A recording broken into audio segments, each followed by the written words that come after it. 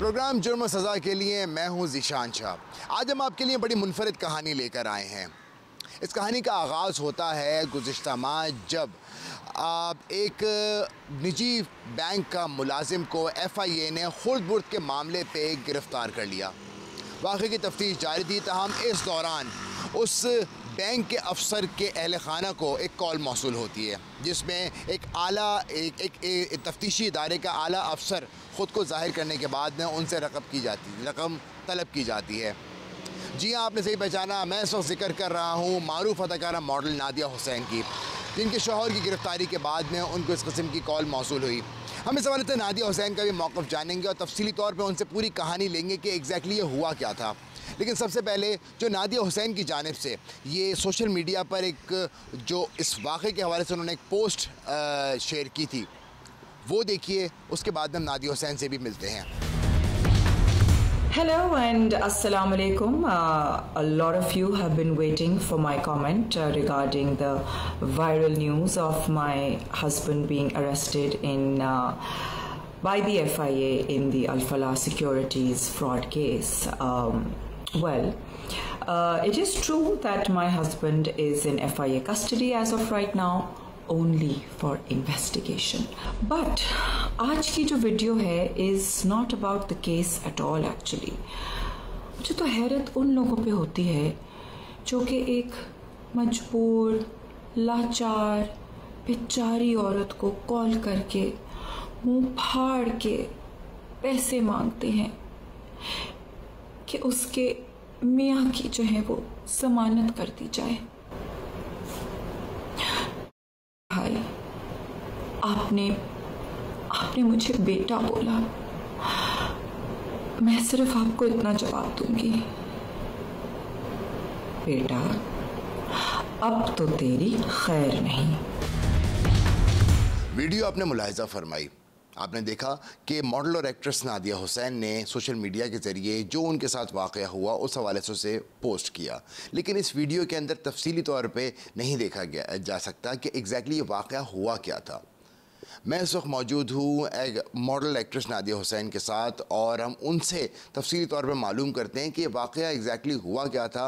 नादिया साहिबा, क्या हुआ था जो आपको एक कॉल आई, आला अफसर बन के एक स्कैम कॉल थी, लेकिन साथ ही साथ और आपके अलावा और भी आपके जो घर के मेंबर्स हैं उनको भी कॉल आई थी, तो तफसीली तौर पर बताई थी वाक़या हुआ क्या था?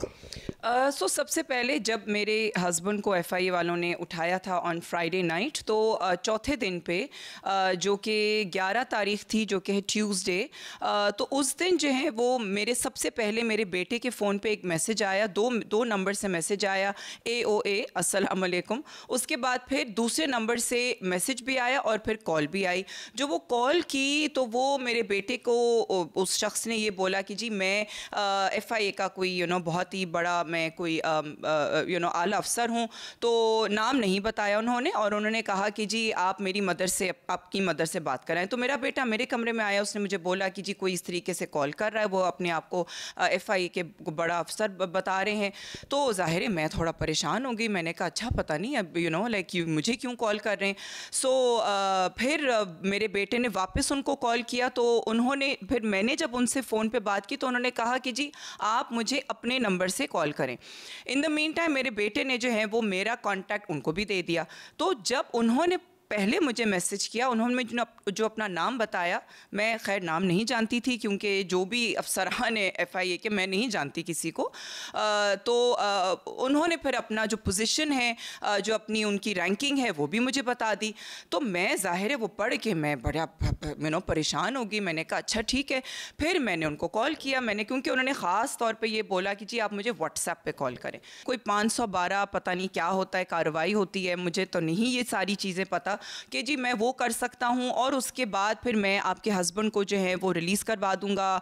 मेरी जो है वो कुरान की कसम आपके हस्बैंड से बात हुई है, उन्होंने कुरान की कसम खाई है कि जी वो पैसे के अरेंजमेंट्स करेंगे एंड वट एवर नॉट। और अब शुरू से मैं आपका भाई, आप मेरी बहन, और जी आतिफ़ ने बोला कि जी भाभी, और कि जी भाभी से आप बात कर लें, भाभी से पैसों का कर लें, और फिर यही बोला कि जी आप भाई को जो है वो क्या ईद का तोहफ़ा देंगे। देंगे। तो मैं खैर मैं ज़ाहिर है मैं पूरी तरीके से सब बात कर रही थी और उन्होंने अपनी जो रैंकिंग्स बताई, उन्होंने तो मुझे, मैं कहती हूँ कि उन्होंने, वो जो शख्स था उसने अब किसी को भी जो है ना नहीं छोड़ा, मतलब फ्रॉम द आला अफसरान टू द आला ऑफ FIA टू आला अफसरान ऑफ पुलिस, उन्होंने सबको रगड़ दिया कि जी मैं तो DG से भी, IG से भी, इससे भी, उससे भी, हर एक से मेरी बात भी हो गई है, ये भी। और वो बंदे ने जो अपनी बारे में तारीफ़ें की और जिस कॉन्फिडेंस से बात की, वो मैं ज़ाहिर है मैं थोड़ा सा आई वॉज इनिशली थिंकिंग कि ये बंदा सच बोल रहा है। उसने गुफ्तगू के दौरान किसी को कॉल करके ये बोला था कि आपके हस्बैंड का नाम लिया था और बोला था उनको बिठाओ, इस तरीके के कुछ साइकोलॉजिकली प्रेशर या एक माइंड गेम क्रिएट करने के तहत, ताकि पता लग जाए कि जी हाँ हम उनका ख्याल करना शुरू हो गए हैं, ताकि पैसे, ज़रा ये बताइएगा। जी बिल्कुल, उसने ये नाटक किया कि मेरे जो आतिफ के जो ऑफिसर हैं, FIA के जो IO हैं, उनको कॉल करके नाटक किया कि हाँ वो तुम्हारे साथ बैठा हुआ है, अच्छा ठीक है उसका ख्याल करो, और वो जो बंदा है पीछे से बोल रहा है जी सर आप फिक्र नहीं करें, और फ़ोन बंद कर दिया। अब ये भी एक साइकोलॉजिकल एक प्रेशर था कि ये शायद FIA ऑफिस में एक्चुअली उसके साथ ही बैठे हुए थे। तो of course it was so well planned, I would say, इतना अच्छी प्लानिंग से। अच्छा उसके बाद मैंने फिर इनको बोला कि मैं थोड़ा क्योंकि उन्होंने कहा कि जी 15 मिनट में आप मुझे 25 लाख दें कि ड्राइवर के हाथ भिजवा दें। तो मैं हंसने लग गई, मैंने कहा भाई ये तो उन्होंने बोला कि जी 15 लाख में जो है वो आप मुझे 50 लाख भेजें ड्राइवर के हाथ। तो मैं हंसना शुरू हो गई, मैंने कहा ये तो अजीब सी आप बात कर रहे हैं। और फिर वो उस शख्स ने बड़ी, मुझे लगता है बचकाना किस्म की हरकत की, जिसमें उसने फ़ोन मेरे मुंह पे बंद कर दिया। उस पॉइंट पे मुझे हुआ, मैंने कहा ये तो बंदा बिल्कुल भी सच नहीं है। ये आपकी इनिशियली कितने में बात तय हुई थी कि जितने उसने आपसे मांगे थे, और आपने भी शायद कुछ रकम देने के लिए आमादगी जाहिर कर दी थी? जी उन्होंने तो खैर 50 लाख तक मांगा था। मैंने कहा था कि जी हो सकता है मैं 25 तक अरेंज कर सकूं, लेकिन वो भी मैंने कहा था इस वक्त मेरे इन हैंड नहीं है, मैं तो मुझे तो बैंक से निकालने पड़ेंगे। उस पर वो बड़ा तब गए और उन्होंने फ़ोन में मेरे मुंह पे बंद कर दिया। जिस हिसाब किताब से उसने आपसे ये 25 लाख रुपयों का तकाजा किया था, आप उस हद तक कन्विंस हो गई थी कि हाँ भाई पैसे देने पड़ेंगे? आपके जहन में ऐसी कोई बात क्रिएट हो गई थी? बिल्कुल देर के लिए ही सही, लेकिन ऐसी बात आई थी? बिल्कुल मेरे बात में मेरे दिमाग में ये बात थी, 100% ये बात थी, but eventually for some reason कुछ क्लिक किया। जब ये इसने इस किस्म से मेरे मुंह पे फ़ोन बंद किया ना, वहाँ पे मैं थोड़ा सा हुआ, मैंने कहा नहीं, मुझे लगता है कि ये वो शख्स नहीं है, क्योंकि इस किस्म की मुझे बड़ी स्टूपिड हरकत ये लगी।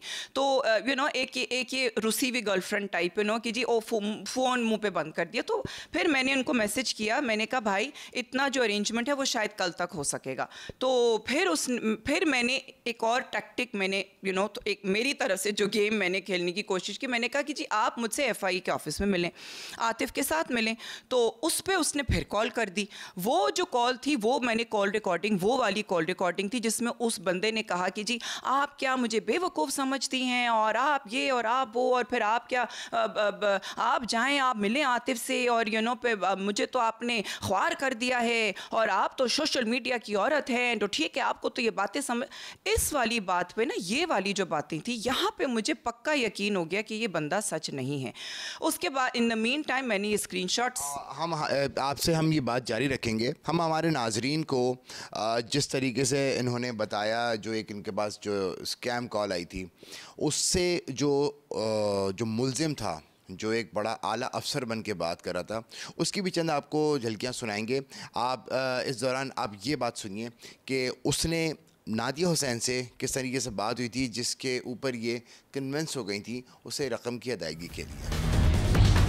अपने बेटा मेरी बात सुने, जब अपने दोस्तों को ही बोलना है तो फिर मेरी बात करने की, आतिफ से हल्के बयान देने की क्या जरूरत थी? बस मैं समझ गया हूँ कि आप सोशल मीडिया की औरत हो, तो आप इस चीजों को नहीं समझ सकती हो। आप बस ठीक है छोड़ दें, कोई मिलने की जरूरत नहीं, कुछ भी नहीं है, कोई हमारी चीज टर्न नहीं है।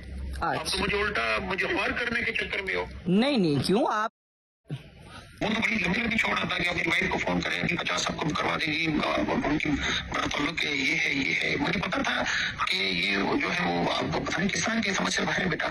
मैंने उसको बोला कि था था कि कोई कंफर्म बात करूं ताकि मैं डीजी साहब से ऊपर बात करके मसला हल करूं, क्योंकि मेरा आखिरी जो था मैंने डीजी साहब से बात की। अब अगर डीजी साहब को मैं बोलता हूँ कि सर आज वो नहीं हो सकता और वो नहीं दिया उन्होंने कोई भी ऐसी अमाउंट या कोई ऐसी चीज, तो वो तो बोले डायरेक्ट बोलेगा कि 2 केस और डाल दो। चले आपकी मर्जी बेटा, कोई इशू नहीं है। मतलब ये आप चाहते तो आज ही कर सकते, तो मैं अपना मसला क्लियर करवाऊँ आपका और जो है वो भी जो पेपर बनवाऊँ। मगर आप मेरे ख्याल में नहीं चाहती है कि आप हस्बैंड आपका बाहर आए। चले बस बेटा, जो आपकी मेरे दरमियान बात थी वो खत्म हो चुकी है और ये किसी से जिक्र भी नहीं करना है कि मेरी बात आपसे हुई है, ठीक है? बस ये ज़हन में रखना है। बाकी इंशाल्लाह ताला जो भी होगा अच्छा ही होगा आपके हस्बैंड के लिए, वो आप देखेंगे खुद। जो भी आपने मेरे साथ हल्फिया बयान देना है वो दिया है कुरान शरीफ पे, ये बात आपके और मेरे दरमियान ही होनी चाहिए। किसी को ये नहीं बताना चाहिए कि मतलब बोलना आपने कि मेरी कोई बात भी हुई आपसे, ठीक है बेटा?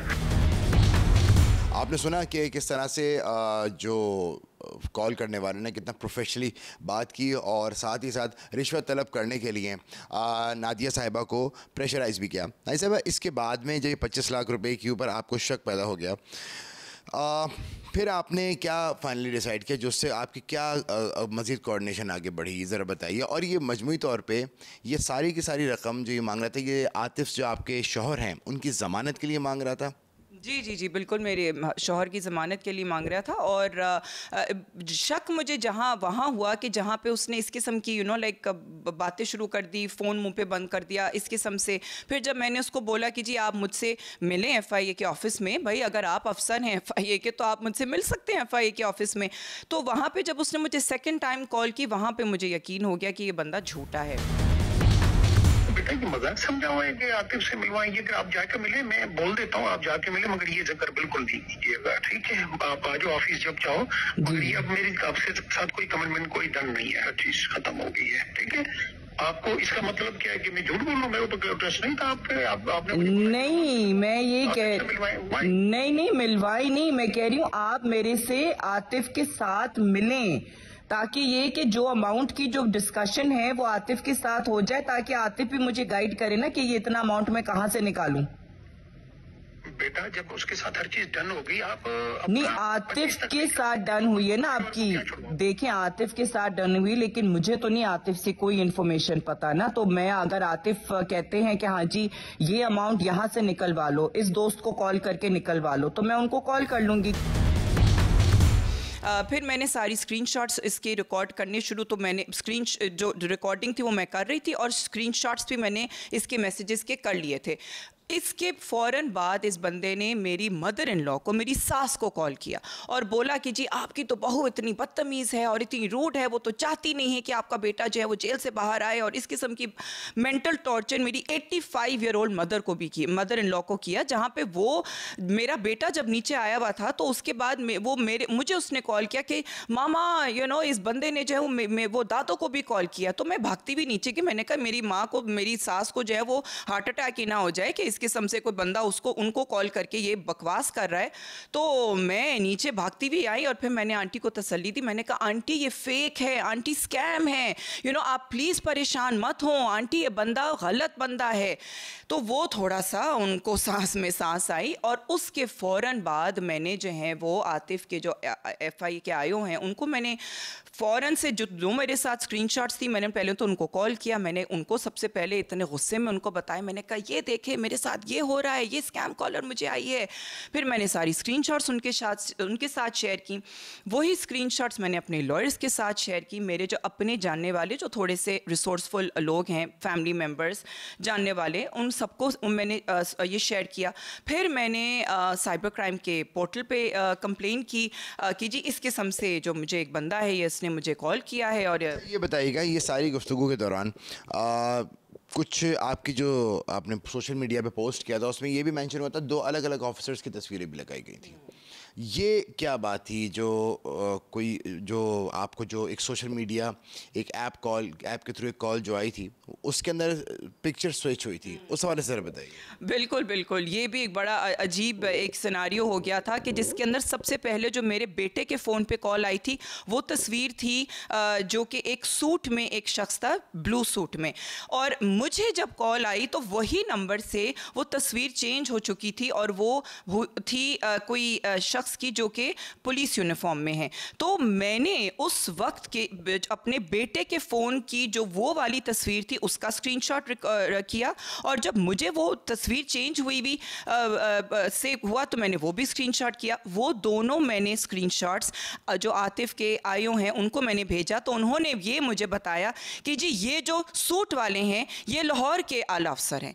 तो फिर मुझे हुआ, मैंने कहा ये बंदा जो स्कैमर है ये लाहौर के भी अफसर को इम्पर्सनेट कर रहा है, और कराची के कोई भी ऐसे केस में वो कराची के अफसर को इम्पर्सनेट कर रहा है। मेरे साथ इस वक्त मौजूद हैं नादिया हुसैन के साहबजादे शाहदेल।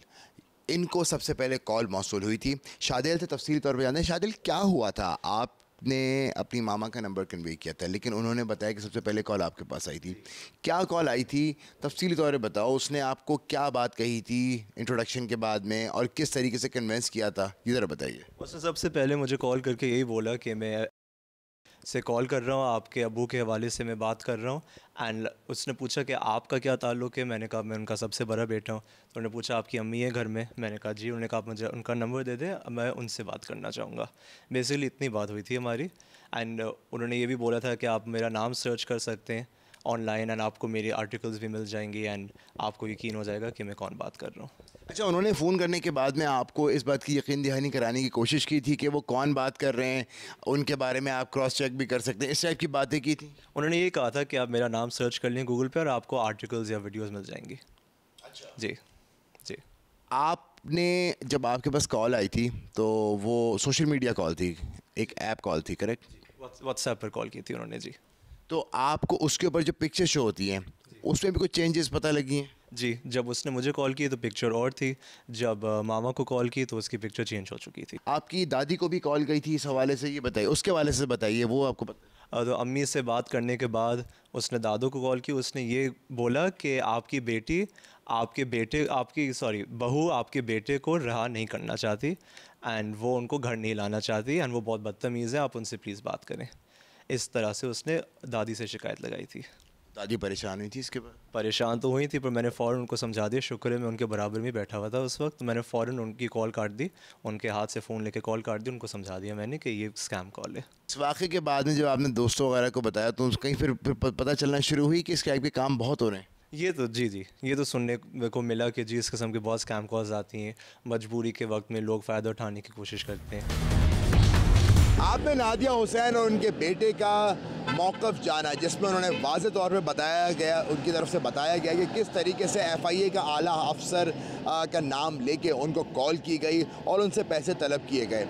दूसरी जानिब इस हवाले से नादिया हुसैन ने इस वाक़े के फ़ौरन बाद FIA को इत्तला दी, जिसके बाद में FIA ने फ़ौरी तौर पर इस पर कार्रवाई की, और जिस नंबर से उनको कॉल आई थी उससे तफसीलात जो सामने आई तो पता लगा कि जो नंबर था वो एक विहाड़ी के रिहायशी के नाम पर रजिस्टर्ड था, जिससे उम्मीद की जा रही है कि ये जाली नंबर था, किसी के जाली ID कार्ड के ऊपर रजिस्टर हुआ था।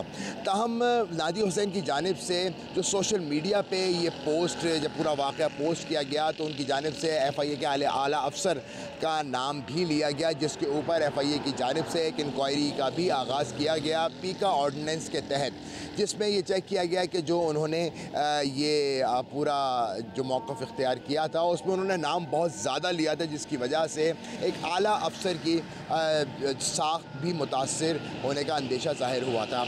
FIA की जानिब से नादिया हुसैन का मोबाइल फ़ोन जो है वो फ़ोरेंसिक के लिए तहवील में ले लिया गया है, जिसका अभी भी फ़ोरेंसिक जारी है। दूसरी जानिब FIA हुकाम की जानिब से जो नादिया हुसैन के साथ एक उनको जो एक कॉल मौसूल हुई थी उसकी भी तहक़ीक़ात की जा रही हैं। मैं आपको ये बताता चलूँ कि ये कोई पहला वाक़या नहीं है, बल्कि कराची में ही नहीं मुल्क भर में मुख्तलिफ़ लोगों को इस किस्म की प्रैंक कॉल्स, जाली स्कैम कॉल्स आती हैं, जिसके अंदर उनको मुख्तलिफ़ तरीक़ेकार से उनको फ़्रॉड का निशाना बनाया जाता है और उनसे लाखों रुपए ऐंठ लिए जाते हैं, जो कि एक बहुत सीरियस इशू है। FIA हुकाम की जानिब से इसके ऊपर कार्रवाई भी की जाती है, लेकिन ताहाल अभी तक कोई बहुत बड़ा ब्रेक थ्रू नहीं मिला है जिसके अंदर ये पूरा जो मुल्ज़िमान का नेटवर्क है उसे मुकम्मल तौर पर ब्रेक किया जा सके। प्रोग्राम जुर्म और सज़ा के लिए कैमरामैन नासिर अली के और सरवर रज़ा के साथ ज़ीशान शाह, कराची। जिला घोटकी की तहसील डहरकी में यहाँ पर एक नौजवान है जिसने यहाँ पर इंटरमीडिएट के अलावा मुलाजमत कर रहे हैं 24 साल असदुल्ला चांडियो, और जब इसी इलाके की एक दूसरी लड़की है जिसने BS नर्सिंग किया हुआ है और निजी प्राइवेट हॉस्पिटल में वो मुलाजमत भी करती हैं। उसका नाम है हसीना चांडियो। दोनों ने आज से 6 महीने कबल सक्खर की अदालत में अपनी पसंद की शादी की। वो हंसी खुशी यहाँ पर रिहाइश पजीर थे डहरकी के इलाके में।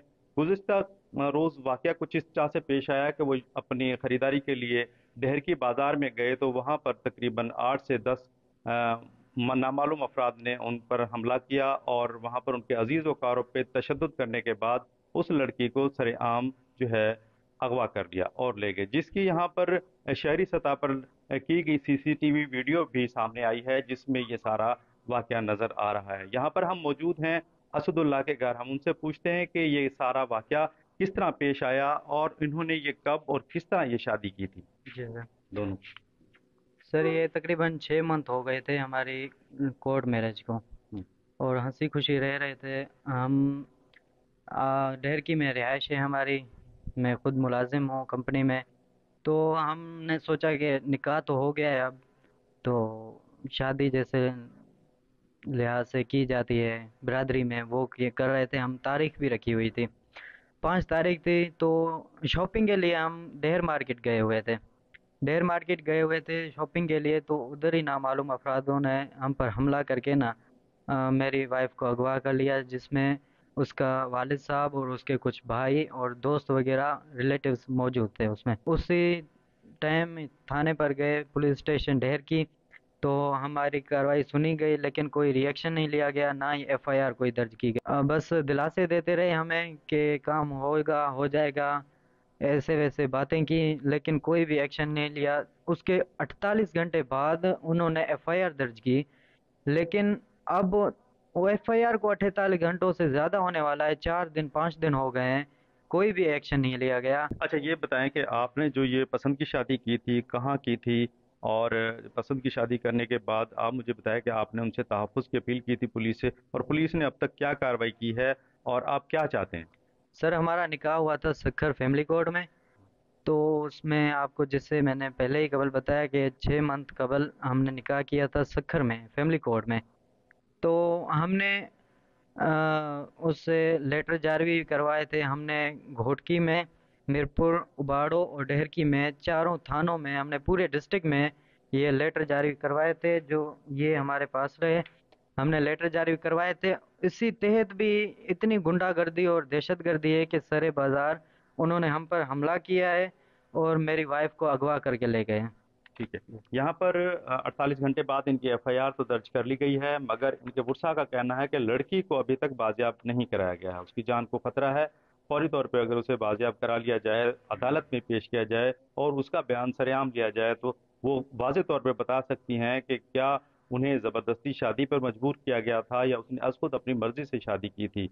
अगवा की FIR तो दर्ज हो चुकी है, पुलिस इस पर काम कर रही है। हम पुलिस से भी पूछेंगे कि उन्होंने क्या इक़दाम किए। यहाँ पर मौजूद है उनके बड़े भाई, हम उनसे पूछते हैं कि अगवा के रोज़ किस तरह वाक़या पेश आया और वो अब क्या चाहते हैं, क्या इमदाद चाहते हैं हकाम बाला से। इस पे कोई भी अभी तक हमारा अमल दरामद नहीं हुआ और इन 5 दिनों के अंदर हमें सियासी गैर सियासी बंदों की काले मौसूल हुई हैं, जो हमें हमारी फैमिली को कातलाना कत्ल करने की धमकियाँ दे रहे हैं। हमारी फैमिली को, मेरे ब्रदर को, मेरे वाले साहब को बहुत जान का ख़तरा है, हमें तशद्दुद का जो है ना ख़तरा है। हम उनकी यहाँ पर भाभी हैं, उनसे पूछते हैं कि जिस रोज़ ये गए थे उस दिन किस तरह वाक़या हुआ और कितने लोग थे, और इसके अलावा ये लोग क्या चाहते हैं अभी। जी, वो 10 लोग थे। 10 लोग थे। हमने हमला किया। 3 मेरे बच्चे थे, एक मेरा शोहर था, दूसरा मेरा देवर था, एक मेरी देवरानी थी। उसने हमला किया, उसने अपनी लड़की को लेकर चले गए।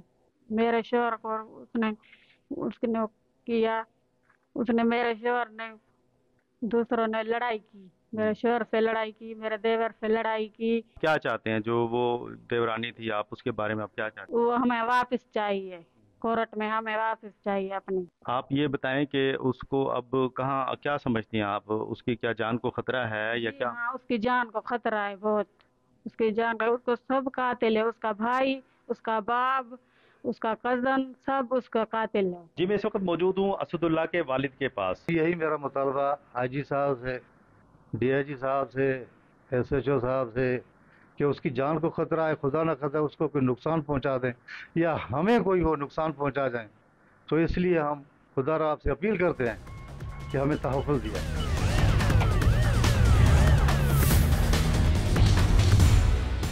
डहरकी में जो गुज़िश्ता दिनों एक वाक़या पेश आया जिसमें लड़की को बीच बाज़ार से अगवा कर लिया गया था, इस बारे में हम यहाँ पर मौजूद हैं SHO डहरकी के पास मसरूर कुरैशी। हम उनसे पूछते हैं कि उन्होंने इस केस में अब तक क्या कार्रवाई की है और लड़की को बरामद कर लिया है या कब तक बरामद कर ली जाएगी, इस बारे में हम उनसे सवाल करते हैं। जी बताइए कि ये वाक़या किस तरह पेश आया और अब तक पुलिस ने क्या कार्रवाई की है। बिस्मिल्लाह। ये असदुल्ला चांडियो ने 6 माह पहले शादी की थी हसीना चांडियो के साथ। वो आपस में एक बाज़ार में आए थे किसी शॉपिंग के सिलसिले में। उसके बाप और उसके भाइयों ने उधर आके उसको जोरी ज़बरदस्ती अगवा करके ले गए हैं। 23 तारीख को ये वाक़या हुआ था। 24 को हमने FIR दाखिल की है। उनके घर पे वगैरह गए हैं, रेड वगैरह की है। 3-4 घर थे शहर में। अभी इंशाल्लाह जैसे ही लड़की बरामद होगी तो फिर इंशाल्लाह कोर्ट में पेश करेंगे। अच्छा, इसमें ये बताएंगे कि जो लड़के वाले हैं, उनके वर्सा का ये कहना है कि पुलिस ने ताख़ीर की और अभी तक उसको बाजियाब नहीं कराया, उसकी जान को ख़तरा है, तो आप क्या समझते हैं कब तक आप ये कार्रवाई कर लेंगे। हमने बरबत उधर उनके घर पे गए थे, वो अभी घर पे नहीं है। उनके घर को ताले लगे ताकि हम IIT के हिसाब से उनकी ट्रेसिंग वगैरह कर रहे हैं। जैसे ही हमें पता चलेगा इंशाल्लाह उधर जाएंगे, रिकवर करके इंशाल्लाह कोर्ट में पेश करेंगे। जो पुलिस का कहना है कि उन्होंने FIR दर्ज कर ली है, मुकदमा दर्ज कर लिया गया है और पुलिस मुख्तलिफ मकामात पर छापे मारकर लड़की को बरामद करने की कोशिश की जा रही है। कमालिया के नवाही इलाका 742 गाबे में एक नहायत ही अफसोसनाक वाक़या पेश आया, जिसमें सके बाप ने अपनी बेटी और अपनी बीवी को कुल्हाड़ियों के पेदर वार करके शदीद ज़ख्मी कर दिया। मुल्ज़मान माँ बेटी को बेहोशी की हालत में छोड़कर मौका से फ़रार हो गए। थोड़ी देर के बाद जब अहले दै के लोगों को वाक़े का इल्म हुआ तो वो घर में दाखिल हुए और उन्होंने देखा कि माँ बेटी एक चारपाई पर सेहन में खून में लथपथ बेहोशी की हालत में पड़ी हुई हैं, जिस पर उन्होंने फौरी तौर पर वाक़े की इतला मकामी पुलिस और रेस्क्यू 1122 को दी, जिन्होंने मौका पर पहुंचकर दोनों माँ बेटी को बेहोशी की हालत में तहसील हेडक्वार्टर अस्पताल कमालिया पहुंचाया। इस वाक़े की तमाम तफसीलात जानने के लिए हम उनके पास चलेंगे और उन्हीं की ज़बानी जानेंगे कि ये सारा मामला क्या है।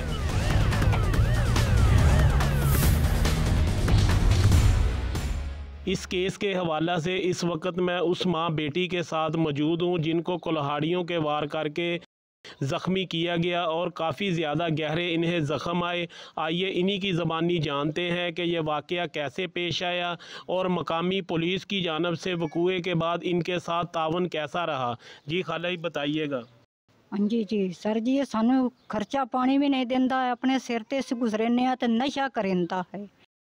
नशे दे विच सानू मामा बनया कतल कर छड़िया है ते अपने सिर ते गुजरने हाँ, अपने सिर ते बच्चियां मैं सांभिया है ते सानू नशे दे विच मरिंदा है ते न सानू ना खर्चा ना पानी देंदा है। उस तो बार तू ये घर छड़िया सुच ना सिदो सी मामा दियां हासे आए हैं ना नापते ते सानू मार दिती इन्हें, टोकियां दी मार दिती इन्हें। मामा बनया है, एक मेरा साई है, एक नासिर बनया है। इसो उस तो बाद ये सानू होश कोई नहीं है साडा। उस तो पीछे वाला बंदा एक बनया है जड़ा उत्ते उस पट्टियां छट्टियां बदियां हैं। उसने ये ऐसा क्यों किया, उसे क्या मसला था? मसला आई पैसों का मसला है। असा साडे को पैसे लेंदा है नशे कण ते मेरे को हाण के ने तो उस मार दिती है।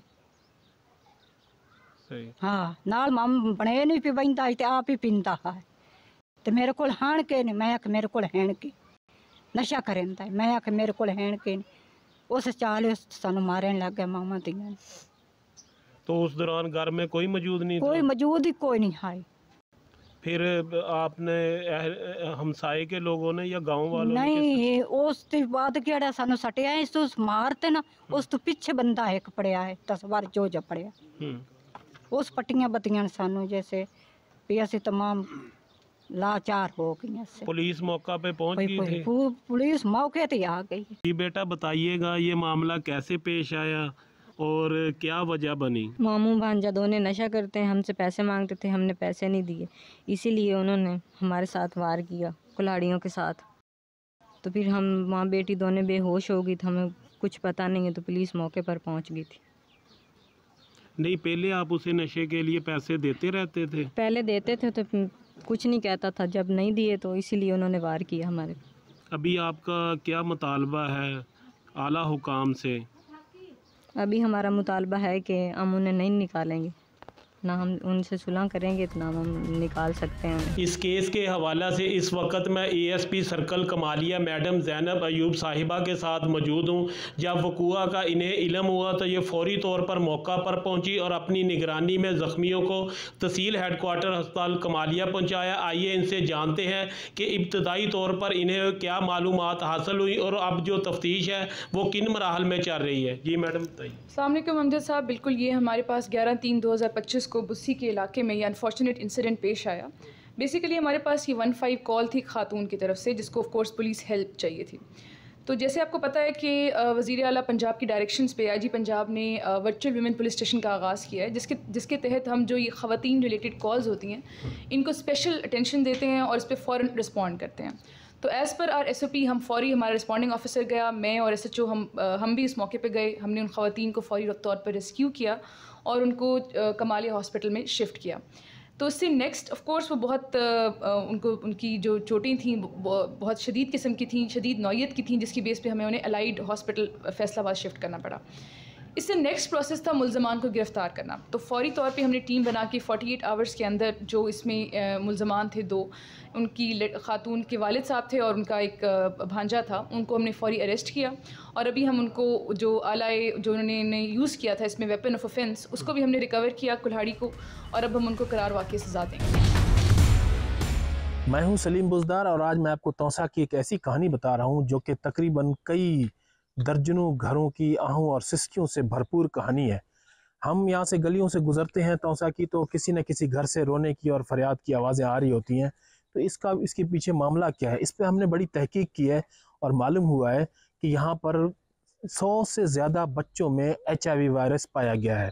ये तो सिर्फ वो फिगर है जिसकी सरकारी सतह पर तस्दीक की गई है कि 107 बच्चों में HIV वायरस की तस्दीक हो चुकी है। इसके अलावा जो 7 लाख की आबादी है तौसा की, और इसके अलावा कोह सुलेमान की आबादी है, बहुत बड़ी ट्राइबल एरिया है इसके साथ मुत्तसिल, उसकी बहुत बड़ी आबादी है जिनके पास एक्सेस नहीं है किसी किस्म की भी अद्वियात तक, किसी किस्म की डॉक्टर्स तक, किसी किस्म की जो है ना वो लेबॉर्ट्री तक। वहाँ पर भी सुनने में आ रहा है कि ये वायरस बड़ी तेज़ी से फैल रहा है। इसकी वजह क्या है, इस पर मुख्तलिफ आरा हैं। यहाँ पर जो सरकारी तौर पर डिप्टी कमिश्नर से जो हमारी बात हुई है वो कहते हैं कि गैर महफूज इंतकाल खून की वजह है। दूसरे जो है ना वो वैक्सीनेशन भी एक वजह है। जो वालिदैन ने बताया जिनके बच्चों को तस्दीक हो चुकी है, उनके वालिदैन ने ये क्लेम किया है कि उनका बच्चा बिल्कुल ठीक था। वो तहसील हेडक्वार्टर अस्पताल जो कि सरकारी अस्पताल है, वहाँ जब बच्चे को ले गए उसके बाद वहाँ पे उन्होंने वैक्सीन कराई। वैक्सीनेशन जो कि 6 माह से 10 साल के दरमियान के बच्चों को जो की जाती है, उसके कराने के बाद उनकी तबीयत में अजीब किस्म की अलामात सामने आनी शुरू हो गई हैं, जिसके बाद उन्हें पता चला है कि उनमें HIV वायरस पाया गया है। जो तहसील हेडक्वार्टर अस्पताल के MS हैं उस पर से भी हम जानेंगे इस बात का, और कुछ वालिदैन से भी बात करेंगे और डिप्टी कमिश्नर से भी इसका मौक़िफ़ लेंगे कि ये सूरत हाल है क्या असल।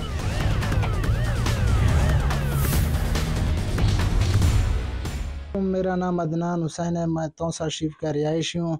मेरे बच्चे को तकरीबन 8वें महीने अगस्त में रात को 12 बजे उल्टी मोशन हुए थे। उसके बाद मैं उसको THQ अस्पताल तौसा शरीफ लेके गया था। उन्होंने दवाइयाँ लिख के दी हैं, दवाइयाँ जो कि अस्पताल में मौजूद नहीं थे। मैं सब के दवाइयाँ सब बाहर से ले आया हूँ।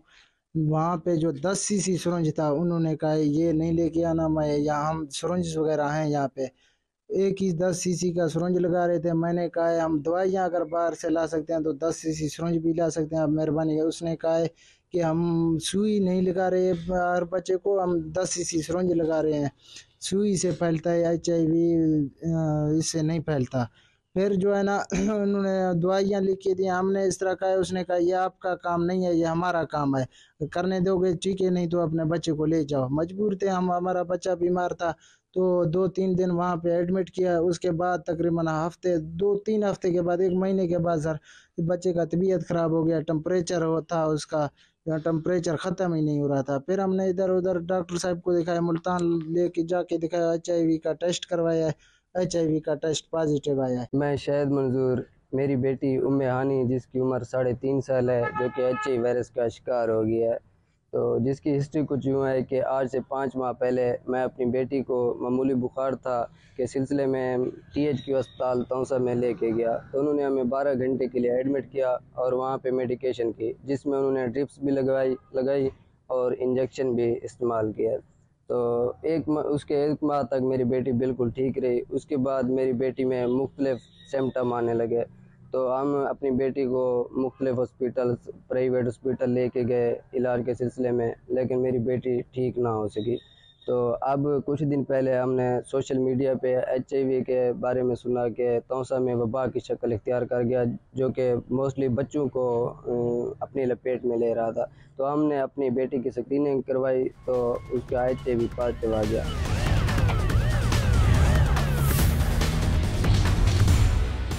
सर कितने तादाद है HIV के जो मरीज है? HIV के प्रीवियस जो रिकॉर्ड है, क्योंकि मेरा तो आज दूसरा दिन है एज MSF, प्रीवियस जो रिकॉर्ड है वो 106 बच्चों में कंफर्म हो चुकी है कि एड्स पॉजिटिव है। उनकी उम्र कितनी है? मोस्टली उनकी उम्र 6 महीने से लेकर 10 साल तक है। 6 महीने से 10 साल तक। डॉक्टर साहब कुछ लोगों को ख्याल है कि THQ में ये वैक्सीन करने से या इंजेक्शन लगाने से बहरहाल अब प्रीवियस या पास्ट हिस्ट्री में मैं नहीं जानना चाहता क्या हुआ या क्या नहीं हुआ या कहाँ से कोई कमज़ोरी या कोताही हुई, लेकिन अब हमने पूरी कोशिश करनी है कि जो अगर कोई कमी कोताही THQ के बारे में है वो कम अज़ कम वो कमी कोताही भी दूर हो जाए और लोगों का साख इंटरेस्ट भी बाहर हो जाए, और हमने एड्स को हर सूरत में कंट्रोल करना है, इसके फैलाव को हमने रोकना है।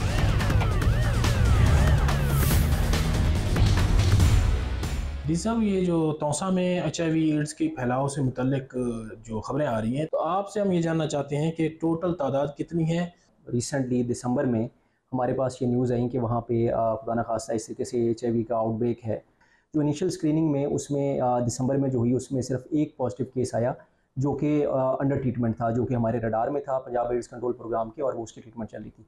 इसके बाद दोबारा हमने जो फर्दर स्क्रीनिंग करवाई उसमें हमें पता चला कि इसमें कुछ और बच्चे भी हैं जो सस्पेक्टेड हैं, जो पॉजिटिव हो सकते हैं। तो मार्च तक की जो स्क्रीनिंग हुई है इसमें तकरीबन 100 के करीब हमारे जो केसेस है वो आइडेंटिफाई हुए हैं। मतलब अभी तक ये पता नहीं चल सका कि किस वजह से हुई। जी, इसकी कॉज डिटरमिन करने के लिए जो है वो इंक्वायरी चल रही है कि एग्जैक्ट क्या कॉज है, किस वजह से आगे इन्फेक्शन हुई है। इंशाल्लाह वो भी बहुत जल्द बताया जा रहा है कि वालिदैन को नहीं है, बच्चों को है, तो इसका मतलब ज़्यादातर बच्चे हैं। एग्जैक्टली ज़्यादातर बच्चे हैं। तो ये हो सकता है क्योंकि बच्चे अक्सर वहाँ पे मेल न्यूट्रिशन होते हैं, अंडरवेट होते हैं, तो कई दफ़ा आके वो ब्लड जो है पिंट्स वगैरह लगवाते हैं, तो ये भी पॉसिबिलिटी हो सकती है कि उनको वहाँ पे ब्लड ट्रांसफ्यूजन जब हो रही हो तो उस वक्त वो इन्फेक्टेड होंगे। वैक्सीनेशन की पॉसिबिलिटी भी है, लेकिन ऑब्वियसली जब तक ये इंक्वायरी हो नहीं जाती तो 100% कॉजेज़ को डिटरमिन करना मुश्किल है।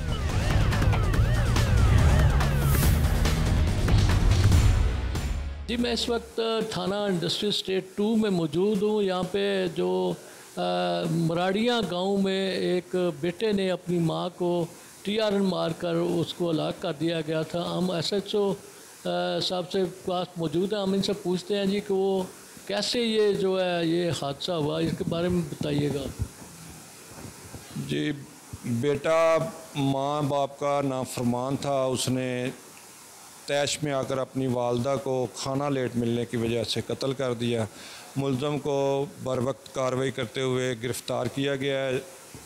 ये आप बताइएगा कि जब ये बेटे ने जो मारा है माँ को, उसके बाद पुलिस जो है मौके पर पहुंच के उसको पोस्टमार्टम वगैरह कराया? जी, जब मुल्ज़म ने अपनी वालदा को कत्ल किया है तो फौरी तौर पर मौका पर पहुंचकर डेड बॉडी तहवील में लेकर उसका पोस्टमार्टम करवा कर कार्रवाई की गई अब ये बताइए कि कभी ये कहाँ तक पहुँचा है, ये इसकी तफ्तीश मुकम्मल हो गई है क्या? जी, इसकी तफ्तीश मुकम्मल हो गई है, मुलज़म जेल जा चुका है, अब चलान कोर्ट में सबमिट हो रहा है। इंशाअल्लाह कानून के मुताबिक उसको सज़ा, मुलज़म को सज़ा मिलेगी। आला कत्ल भी बरामद? जी, आला कत्ल भी बरामद।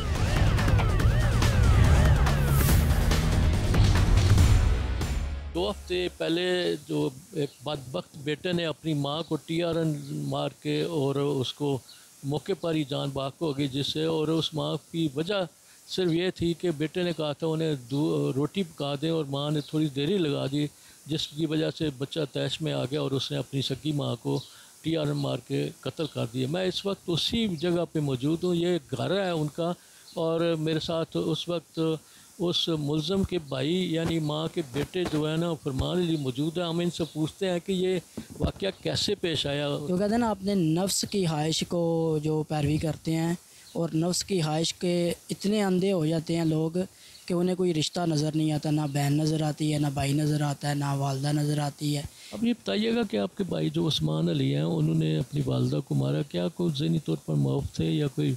नहीं, गुफ्तगू काफ़ी दफ़ा हुई है उससे मेरी, कि ऐसी कोई मुझे बात नहीं नज़र आई कि वो इतना भी जो है वो सीधा जो है ना वालदा के साथ कत्ल कर रहा है। उसने सारी ज़िंदगी ही नहीं ये हरकत की है वालदा, उसने तो वालदा के सामने सी भी नहीं की है, यकदम अचानक ही उसने किया जो किया।